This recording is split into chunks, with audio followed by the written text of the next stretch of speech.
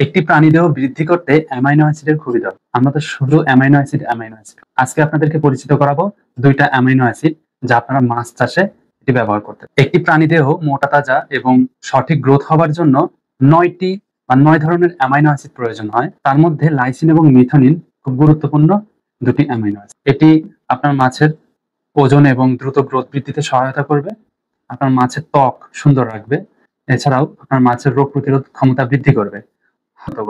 এরপরে আসি methionine. Methionine antioxidant হিসেবে কাজ করবে। এটি চর্বি গলাতে খুব ভালো সাহায্য করে, লিভার ও ত্বকের সুরক্ষা প্রদান করে, সেল গ্রোথ অথবা নতুন সেল তৈরি করতে সহায়তা করে।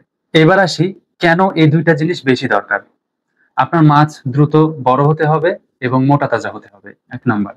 দ্বিতীয়ত হচ্ছে আপনার মাছের খাবারের এফসিআর উন্নত হতে হবে। এই দুইটা জিনিস যদি আপনারা ব্যবহার করেন, আপনার মাছের খাবারের এফসিআর উন্নত হবে। তো এই দুইটা পেতে আপনারা আমাদের স্ক্রিনে দেওয়া নাম্বার অথবা ডেসক্রিপশন দেওয়া নাম্বারে যোগাযোগ করতে পারেন, অথবা আমাদের টিএম এগ্রো এন্ড ফিশারিজ অফিসে এসেও আপনারা এই দুইটা প্রোডাক্ট দেখে শুনে নিতে পারেন। ধন্যবাদ।